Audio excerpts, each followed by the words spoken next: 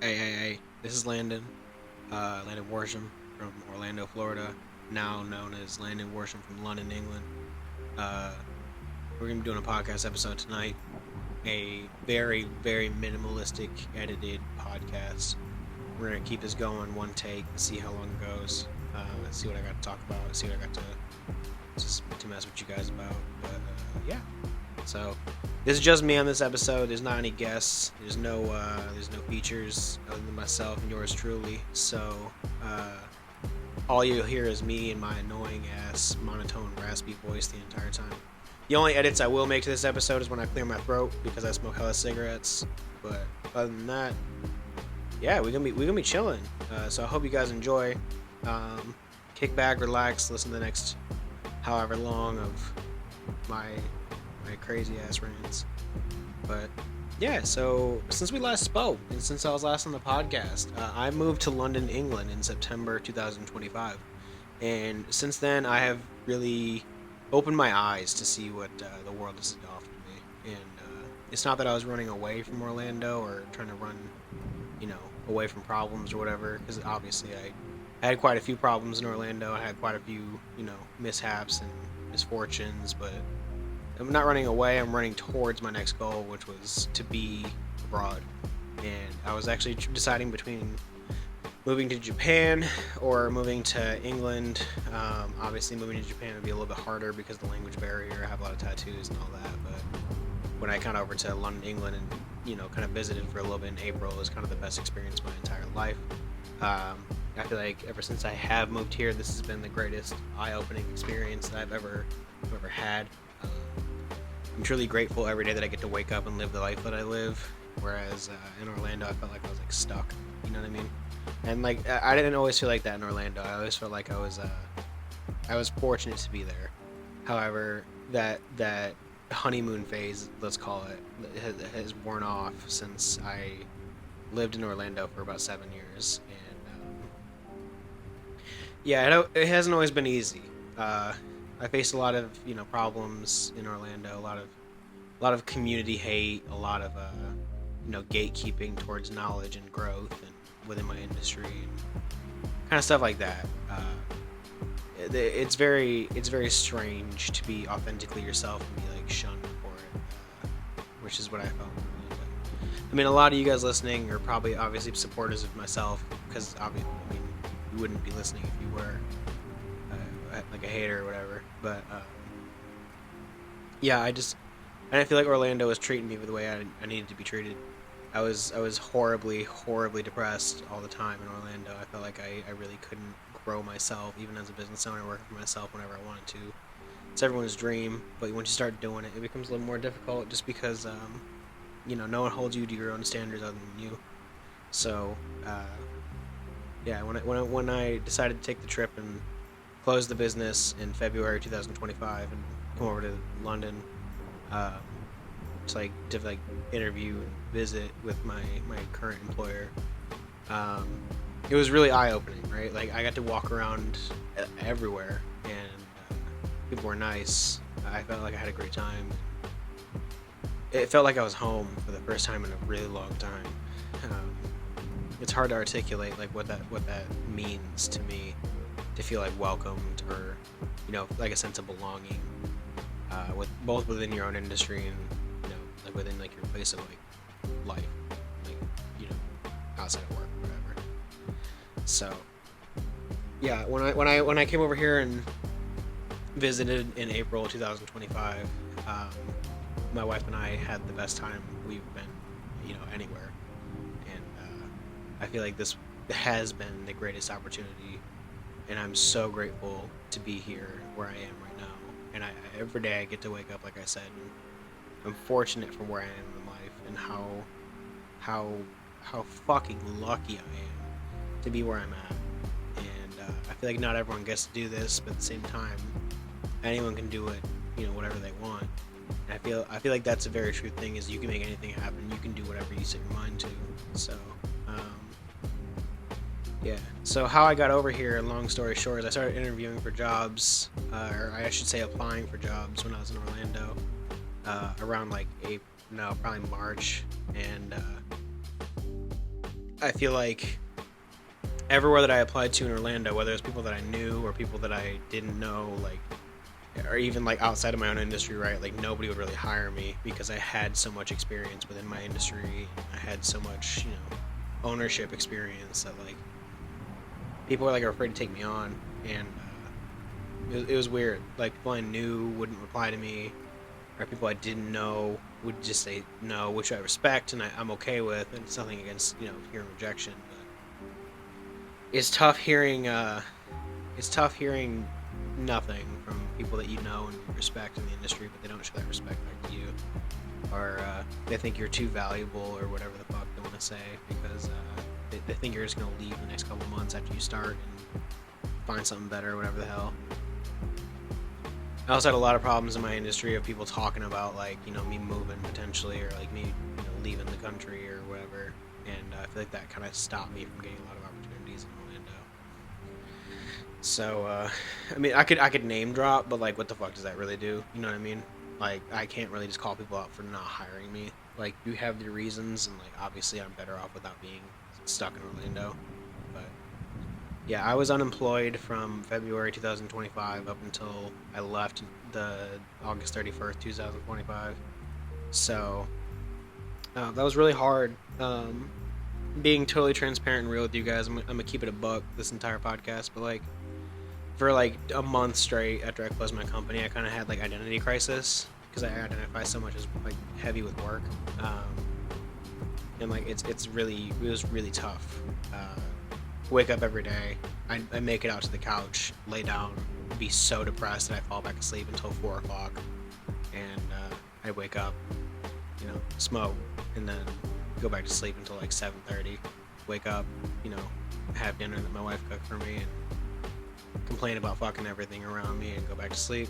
So that's what I did for about a month. I applied for jobs shortly after February. Like maybe like the end of February, like early March, and there's a couple of jobs I applied to. When I say a couple, there's 73 jobs that I applied to in Orlando, and there was 115 jobs that I applied to out of the country. And out of all those jobs, I heard back from 3, 2 of which were in Orlando. One was like a Pokemon card store. Because I was like, fuck it, I'll just like work some shitty job until I figure out what I'm doing in my life from this point on. And the Pokemon card store like didn't hire me because they said I was too qualified for the role, even though I interviewed and they said everything was great. Another was a coffee shop in the local area that everyone that works there I know by name, and like they know who I am. So for whatever reason they decided not to go with me, which is cool. I respect it. What I don't respect is like the straight like not telling me I didn't get the job, and like me finding out I didn't get the job is done by doing like a soft open, and I didn't fucking hear anything back. But it is what it is. I guess you're cool. But yeah, when I heard back from the 3rd job, it was actually it was overseas where I'm actually at right now. It was in London. So I was applying to a lot of jobs like out of the country, like I said, in Japan, England, like Australia, kind of like anywhere honestly.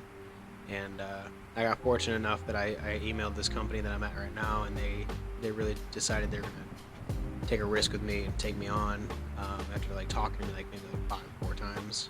So it's crazy, right? Like they saw my expertise and my experience, and they decided that like I was worth the gamble. Whereas like a lot of people that I know in Orlando, or like a lot of people I didn't know in Orlando, like wouldn't hire me, or even like talk to me, or blatantly tell me like we're not interested, or we can't afford you, or whatever. So to those listening that are from Orlando and I did ask for a job or like opportunities to make money or whatever, like I am so grateful for you, regardless of whether you did help or like you couldn't help or you just straight up said no. Like I appreciate you acknowledging me, like my position, but like for those that like you didn't even like bother to say no, and like you saw my shit and like you just chose to say nothing, like fuck you, dog. Like hard fuck you. That's fucked up. Like that's disrespectful in my opinion, but whatever. I'm better off without your shit ass city anyways, and your fuck ass coffee shop. Fuck you, dude. But yeah, anyways, besides talking, mad shit on people that I will not name, um, I'm super grateful for like my opportunity to be over here, right? Like, I'm waiting for the roastery to open, so in the meantime, between the roastery opening and like me being here, I've been working in the shops as like a cafe manager. Like, there's 2 shops, and they're cool. Like, everyone I work with is chill. Everyone's like competent and like actually like does their shit. And, like, they're like eager to work, which is refreshing. Um, it's not like just a bunch of like fucking 19, 20-year-olds. It's like actually like, and if they are like 19, 20 years old, like they do their shit, like what's expected of them. So, um, yeah, everyone I work with is cool. Like, there's not a single person I work with that I wouldn't want to hang out with outside of work. So, in terms of like speaking outside of work, like in terms of like friends, like I've made like 2, but like I don't hang out with anybody, bro. Like I go to work for like 12s, 13s, and come home and do like more digital work and shit for like the company that's gonna open. So, to summarize, like I work for a parent company right now that has 2 cafes, and they're opening up a sister company, which will be the roastery and a small boutique cafe. So, yeah, like in the meantime, I've been keeping myself busy and whatever, but like I really just like work, and it's kind of like on brand for me because like going back to like when I worked in Orlando, I logged up my hours in 2024, thankfully, because I wanted to see how many hours like on average I worked a week, and like long story short, bro, like I work like 104 hours a week, like by myself. And everyone over here is like, oh my god, that's crazy. Oh my god, like you shouldn't work that hard, or like fucking whatever. And I'm like, like that. I get that I shouldn't, but like, the end of the day, like it's America, like, and it's also like me, right? Like if I don't do that shit, like no one's gonna do it for me, type shit. So like what am I supposed to do? Like I gotta get under the pump, and I gotta fucking start like putting pressure on myself because like bills is fucking due at the end of the month. You know what I mean? And like I gotta sell this coffee, I gotta like push this weight, I gotta roast, I gotta pack, I gotta order more coffee for the future. I gotta get bags. I have to bag coffee. I had to like label, deliver, ship, fucking you name it, like website work, fucking whatever, dude. Like I was behind all of it. Like everything you saw with my business, like AKA Cuppa, like you couldn't assume anyone was doing that shit for me because like I was the one doing it because like that was my life. And like part of me still will like live in Orlando forever. Part of me like will still always like cherish and like hold on to the memory of me, being a business owner and like doing all that shit. And like who knows, like maybe over here in like the UK, or maybe even like in Europe somewhere else, like one day I'll open up my own company. But like for now, like I really am not focused on that, right? I'm focused on like personal growth, like work-life balance, and like enjoying life. Let's just put it that way. So there's just more to life than like work sometimes, and I feel like I haven't ever really experienced that. Like for the first time this year, like in my life ever, really. First time this year, I kind of like woke up and I was like, holy fuck, dude! Like I haven't had like a hobby in like since I was like 17, like when I was still like in high school and shit. And like now, like 10 years later, like motherfucking I ain't got no hobby, bro. Like if I play a video game for more than an hour, I'm anxious. If I watch a movie, I'm stressed out that I'm not doing anything. You know what I mean? Like it's fucked me up like permanently. Like being a business owner and like being so stuck in like wage slavery or like even like debt slavery has like fucked me up, dude. So over here though, like I feel so good. Like my brain feels like happy, right? Like I don't feel like I need to do like like fucking drugs, or like I don't need to fucking do like a ton of shit to like relax myself, just to force myself to calm down. Like over here I feel like genuinely good about myself and like where I'm at. I'm like proud of who I am at this point. I'm proud of like the adversity that I came over through coming over here and making a new life over here and being houseless for 2 weeks, all that shit. So yeah, I kind of glossed over that one, but like when I first moved over here, like I didn't have an apartment signed because obviously you can't fucking sign that shit until you had your visa, and I had my visa approved like 2 weeks before I moved over here. So when I when I got over here, I stayed in the first place I stayed in was like a hotel group out of like an apartment complex, and like you'd open up the door and like you'd be the door would be hitting the fucking bed, and next to the bed there was like a desk, but like it was like right next to the bed, and then like right next on the other side of the bed was like a bathroom, and like that was fucking it, dude. And I stayed there for like a week and a half, and kind of fucked with me, right? Like having like space to like live and like walk around and shit, like that fucked me up because I didn't have it, and I was by myself. Like I missed my wife. I'd have horrible panic attacks like every day. Like I couldn't like deal with the fact that I was like alone in a different country, like 6 hours ahead of everyone else that I knew and cared about. But like, you know, I made it. And then there was some bullshit with the apartment that I had secured that I was supposed to be signing on and like getting keys to that week. But long story short, that place didn't work out, so I moved to this other place. But in the meantime, I had to stay in an Airbnb for like a week. It was a beautiful Airbnb, and actually had like walking room, like a bed that like wasn't hitting the fucking door. I had like a shower that worked really well and all that. So when I moved over to like my apartment, where I'm at now, I loved it. Like right away, like I had nothing. Like goddamn, I had nothing. I moved in this place and I had like suitcases full of clothes and like a JetBlue blanket that I still off the motherfucking plane. And yeah, it was weird. Like I like for the first night, like I slept on like a pile of clothes, and I covered them in like more clothes to kind of make them like less like lumpy. And then I put like the thin ass like airline blanket on top of me, even though it was like kind of cold. And my pillow was also more clothes. So like there was like literally nothing in my apartment, dude. Like I bought toilet paper at the corner store, and like that's all I like really had in my name was like clothes, toilet paper, and, like toothpaste and shit. But it was weird. It was super weird, like not having anything in your life. And like when you try to like talk to your wife, like you have to wait until like 2 p.m. over here because like that's 9 o'clock over in the States. And it's so strange. I really had a good time doing it. Like I couldn't describe it. Like I've never felt more like alone and like kind of like scared, but at the same time I was exhilarated. Like I was running on like adrenaline. Like it was so much fun.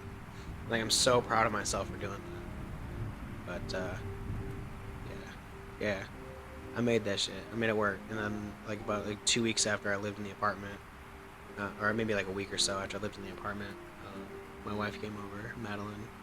You guys know who she is if you're listening. If not, that's my wife. She came over with the cats, and I felt like that was like my aha moment. Like that's when everything felt clear. That's when everything felt like it made sense, and like that's when it felt like all of this was worth it. So yeah, I'm just super grateful. That's all I can really say. So that's pretty much been my life up to this point. So I would say like if you're ever considering moving abroad, or like you ever consider like taking that big leap of life, like whatever that may be for you, like I strongly encourage you to like do that shit, like make it yours, because like you literally never know, my dude. Like you don't know what you're capable of until like you throw that shit up in your life and like make it work. So, and like it's not pretty, it's never really like fun, but like you grow so fucking much from doing that. And like when I first moved over here, I feel like I grew like 6 years of maturity in like 6 hours. So just believe in yourself, long story short. But let me grab my phone real quick. Let's just hop into some questions we got from Instagram, because I mean obviously I'm posting this tonight, the same night that I record this, because I'm keeping this relatively unedited. But we're gonna answer some questions. So I got a couple. The first one is, what exactly is the function of a rubber duck? I don't fucking know. Moving on. is the Charlie Kirk memorial episode coming soon? Is the next question. And I don't know. I don't know, bro. I don't know, bro. That's fucked up. Mainly because I don't fuck with Charlie Kirk. So why would you ask me that shit? That's fucked up, dude. You know it triggers me. Next question is, how has life been since moving to the UK? Like I said, man, like life's crazy. I've been having a great time. Every day is like, it still feels like vacation. You know what I mean? Like I'm 4.5 months in. Like it feels like vacation being here. Like everyone's so polite. Everyone's so nice. I'm having a good experience. Even the people are shitty. I'm just like, man, fuck you. And I kind of move on. Whereas like in Orlando or like anywhere in the States, like I would be like fucking pissed at like one interaction I had all day. Whereas like over here, like it really doesn't bother me. I kind of like leave work at work and I come home and I have a good life. Yeah, I mean, I've been having a great experience being a Londoner. So, yeah. Next question is, do you want to say anything to Orlando? Yeah, you know what? Let's pause on that. Let's pause right here for a second. Let's talk about Orlando for a hot second. I think Orlando is a great city for people that make above $100,000 a year. I think Orlando coffee, in general, is the most diverse scene of coffee I've seen in my work experience, even like my travel experience.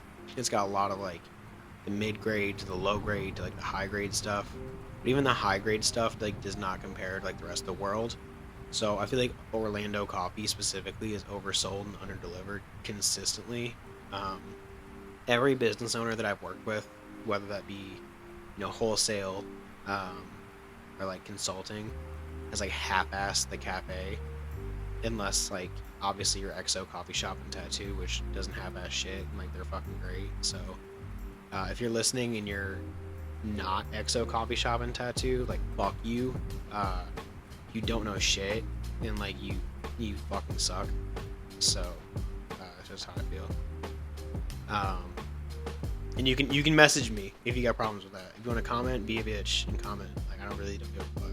So I live in fucking London. Like what are you gonna do? Be like, oh my god, he did something bad about me. No, I fucking didn't. I said unless you're XO coffee and tattoo, like fuck you. That's all I said. So yeah, Orlando coffee has been oversold, underdelivered, and manipulated by influencers and people that feel like they know what the fuck they're talking about when they really don't. It's been over monetized by people that have already gargantuan amounts of capital, that have reach because they're connected like fuck, and they can just pay employees to do all the grunt work. Meanwhile, all they do is grow the business, which is great, which is something I wish I could have always done. Whereas like in reality, I started my company from nothing, like literally like $0 in the bank account. So for you to like hire people, and, like you just pursue the the means of like whatever you need to invest in the company, you'll get a return on, because you have $250,000, $1 million, $500,000, fucking whatever.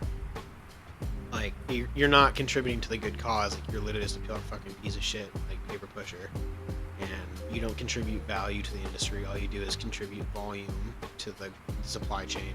And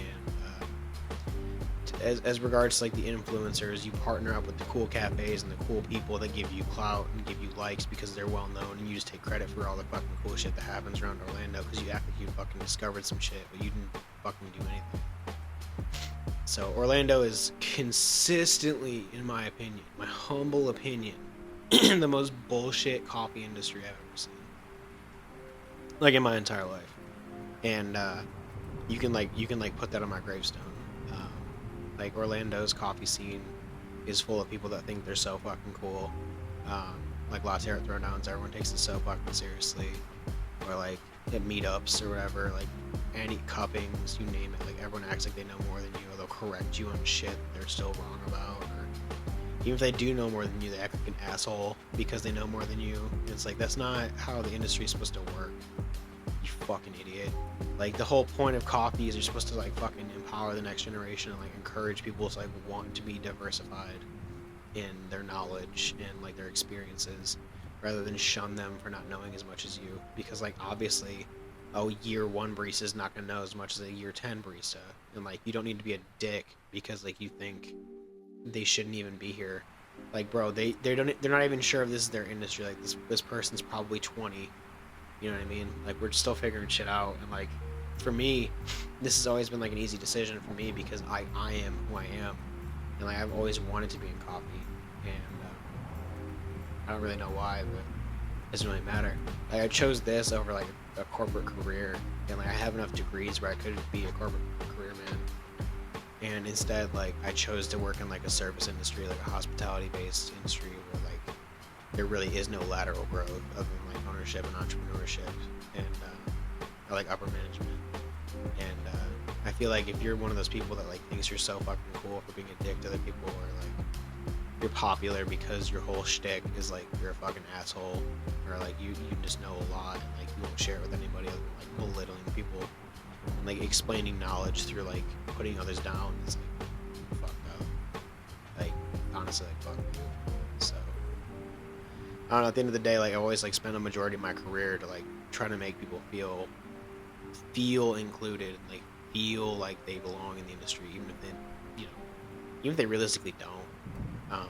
That's their decision to make, not like some prick like me. So I just know a lot in coffee, and I don't claim to know everything, but like I know more than the average person does about coffee. And so like for people that don't know shit about coffee, like to come to me and like really ask me for like knowledge or expertise or like even how to grow, like that's your opportunity to like help someone that, you know, likely we as like veteran baristas like have never really had in our lives. So especially because like when I was growing up in coffee, like I was fortunate to have Trevor and Carly, and I know Trevor and Carly will never hear the light of this day of this podcast, but like Trevor and Carly at Water Street Coffee in Michigan, that's where I first started my coffee career when I was like 18. You guys fucking saved my life, and I don't say that lightly. Like you guys like literally stopped me from like doing drugs and like being a fucking idiot and like being addicted to shit and doing shit I wasn't supposed to and all that. But I'm not trying to dox myself here, but you guys literally gave me a reason to like not be an asshole, is because I had work the next day, or like Trevor would accept me for whoever I was, even though I thought I was like too cool for whatever. And I'm gonna tell a story really quick. I know this is kind of like off topic, but like I don't really give a fuck. Like Trevor was supposed to be. Let's back up even more than that.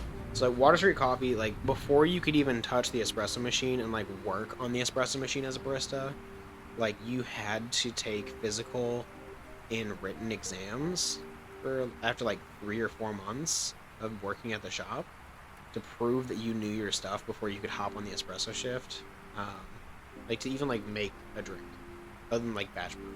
Like before that, like you're making batch brew coffee, you're making tea, and that's pretty much like you're heating up food, you know what I mean, like, and you're doing dishes.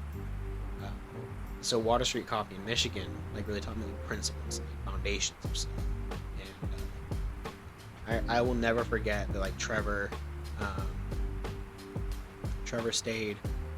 He put in his notice a couple weeks before I got promoted to being an espresso person. Like he stayed extra time after he had already quit the company so he could personally train me and like show me stuff.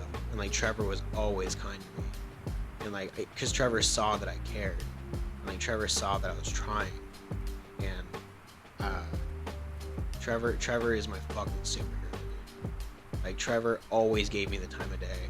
Trevor was always respectful towards me, and Trevor was the corniest fucking guy I've ever met in my life. But like it doesn't matter because like Trevor was fucking awesome, right? Like that dude, I would take a fucking bullet for Trevor because I am where I am today because of the person that introduced me to the coffee industry. It was Trevor. He was the regional manager for the company. And when I took my practical exam for the espresso shift and stuff, like Trevor showed me and taught me and like judged me on everything that I did, and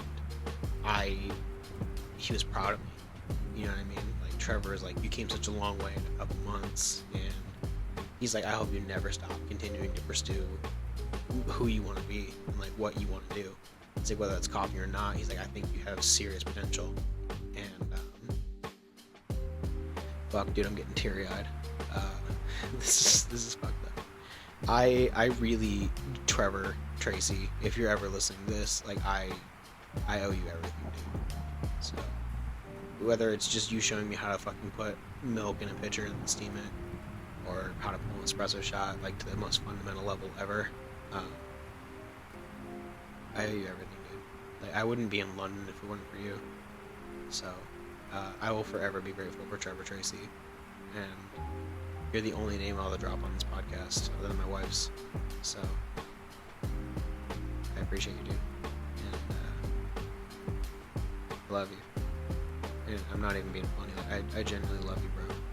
Like you have given me the tools and the foundation to build my entire life on up to this point. So I owe you everything.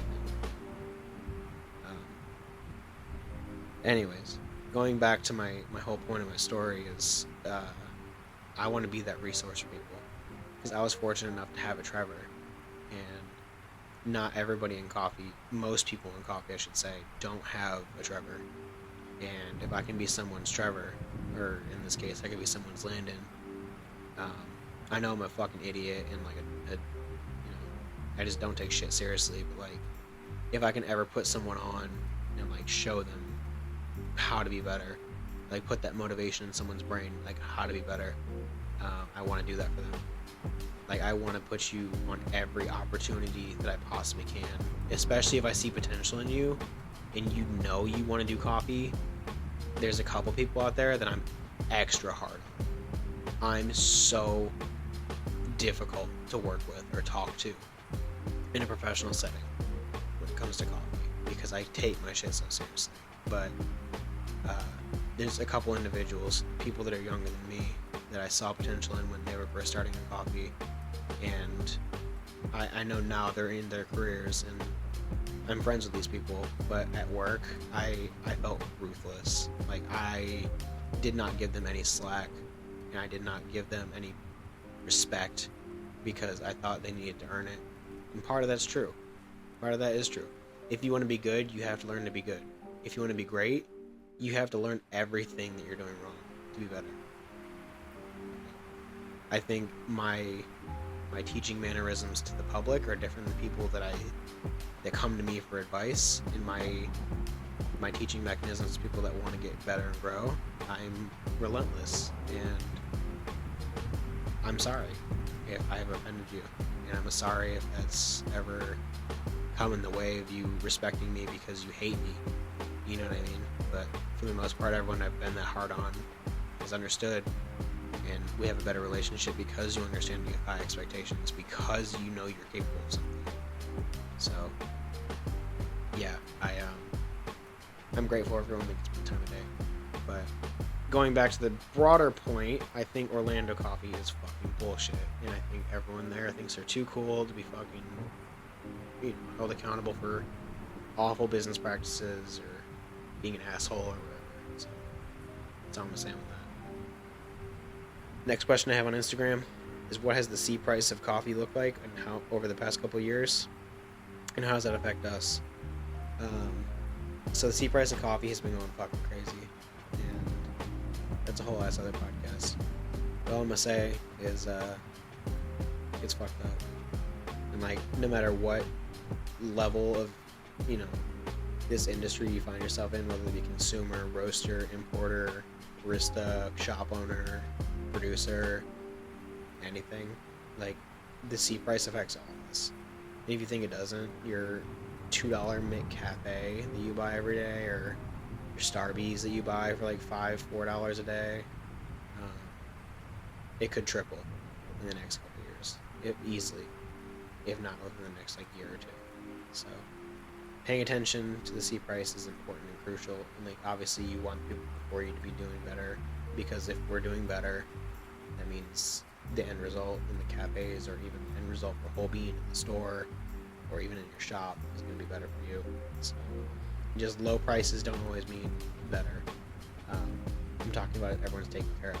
Because right now the C price is really high, whereas no one's really getting paid out for other than, fucking rich guys in New York manipulating the price. So, anyways, that's a whole other podcast. We'll talk about that with somebody else that has some thoughts to bounce off back and forth rather than to sit here and on a rant by myself. What are the trends in coffee that you see? There's a couple. So I feel like the biggest trends that I see in coffee are typically the ones that are the most influential on people. For example, I really feel like a lot of people in the industry aren't really perceptive like the processing methods that are coming out, because you're so used to like the traditional like wash, natural honey, or fucking Giling Basah, aka like wet hauled if you're in Indonesia. But like a lot of like the cool trendy coffees that are coming out are the ones that are like thermal shocked or anaerobic naturals or extended fermentation or like yeast inoculations, carbonic macerations, and like fucking all these crazy things that are coming out, like koshi geishas is nuts. So I feel like producing and processing is the biggest trend that I've seen in the industry, whereas it's not really a trend, it's kind of like an evolution of the industry. Producers are being more incentivized to like take risks and like process their coffees a little bit better in like more experimental and exotic ways, whereas like beforehand like it was like stick with wash, stick with natural, stick with honey because it's safe, whereas like nowadays like the processing method has become such like a marketing term for that trend that now it is like a selling point. So like if your coffee is a thermal shock, it's more likely to sell because it is different, it's more rare, it's whatever. But I also feel like the trends, quote unquote, in the past couple years are shifting so hard to like there's so many, right? Like there's so many different trends in coffee, whereas like people like myself can kind of like see through it. But even myself, I feel like the trends in coffee are going towards more positive outcomes than more just marketing material. I feel like the more positive outcomes include things like better home equipment for like baristas at home. So like people that are buying retail coffees are more incentivized to buy better coffees because they have the capability at home to brew them better and like get a better experience.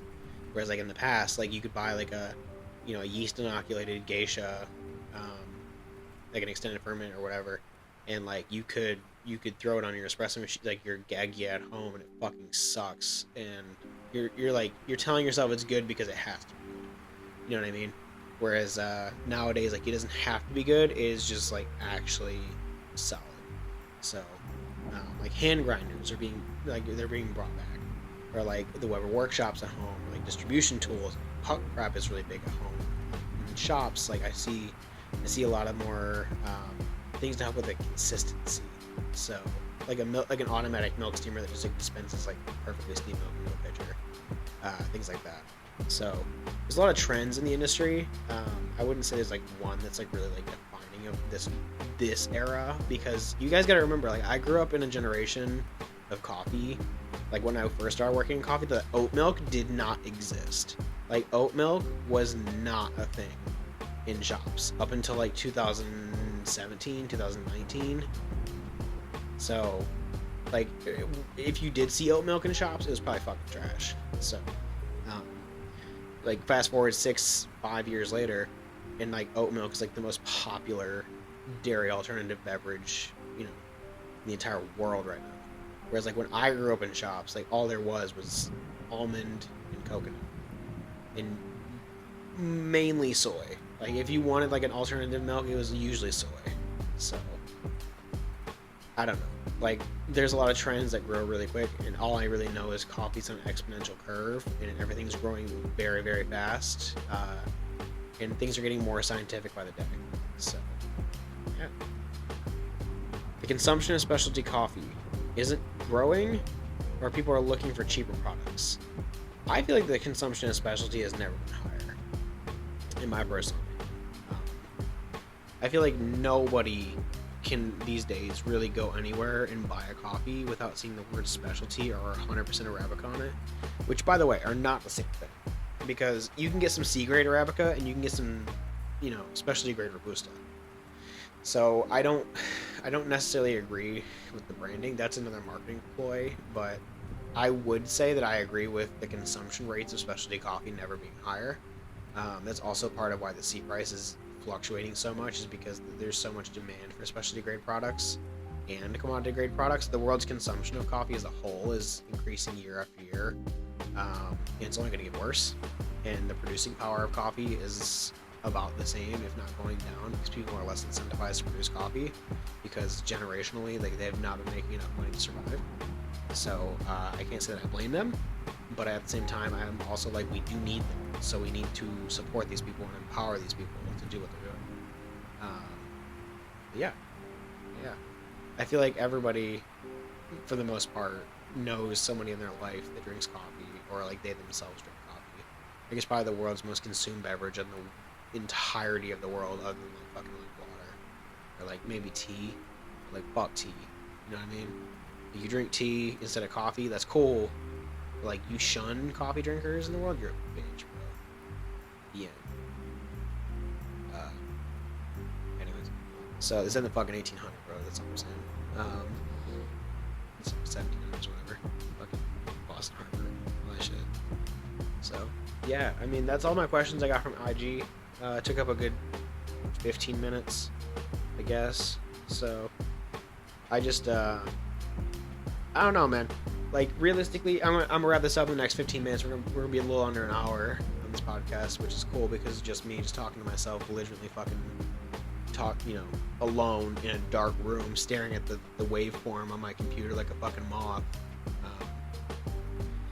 Yeah, I mean, I'm really, really grateful for my position in life. I'm like happy that I get to live the life that I live with my wife and my family. I feel like there's no better way for me to articulate this than just fortunate. So, if you guys ever have the opportunity to travel abroad and you have not, I highly recommend it. If you guys are ever considering taking that big leap of moving somewhere that you've never been to, or you know very little about, or you even have been to but only a couple times, I think it's worth it. Whether that be in the States or whether it be internationally, I feel like it's really important for you guys to like take those leaps and like really challenge yourself to grow. Because if you don't grow, you stay the same. If you stay the same, you aren't maturing. You're not aging. You know what I mean? And I mean, obviously, like, memories are memories for the reasons that they are, because like that's a certain point in time in your life that you hold valuable to you. But if you stay that way forever, you're just living in a memory.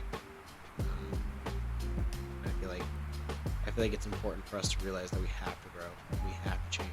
Because if you're not changing, who are you? You know what I mean? Yeah. I don't know, man. I feel like every day I wake up and I look outside, whether it's rainy, sunny, cloudy, snowing, whatever it is outside, dude. Like, I'm so fortunate to be here, and I'm so happy I made this decision. And this whole point of this podcast is not to just listen to me talk about like how much I think I know, or just swearing a bunch or whatever, but like, I want you guys to understand that like, this is the best decision I've made in my entire life, other than getting married. That's the first best decision. This is the second best decision. So I don't know why I hopped on this mic tonight. I don't know why I decided to do any of this, but I just wanted you guys to be in touch with me. 5 hours, 6 hours behind, wherever you are, and even hours ahead. I'm doing good. I'm doing really, really good. So, I love you guys. I love all of you. If you're listening and you've got it this far, it means you do welcome me. And I love all of you guys.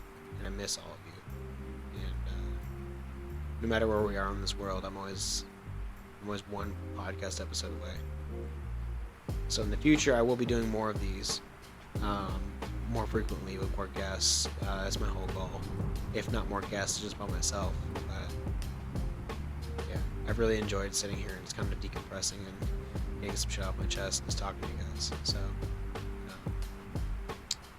yeah, I'm gonna hop on the YouTube real quick, upload this, and by the time you listen to this, it's already been uploaded and posted. But just know that I did record this a short time before I posted this.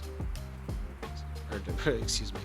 Just know I recorded this a short time before I posted it. So, it's not perfect, but neither am I. That's alright. I love all of you guys. Thank you for always being my biggest supporters. And thank you guys for actually acknowledging who I am if you're listening. Thank you for taking the 40 minutes out of your life to listen to some asshole talk about borderline nothing other than himself. I feel so fortunate. And I'm so happy that I am who I am and I am where I am. And there's nothing I would change about any of it up to this point. I'm so fortunate. This is Landon. I live in London. My cat's right next to me. I live a good life. I'll see you guys in the next episode.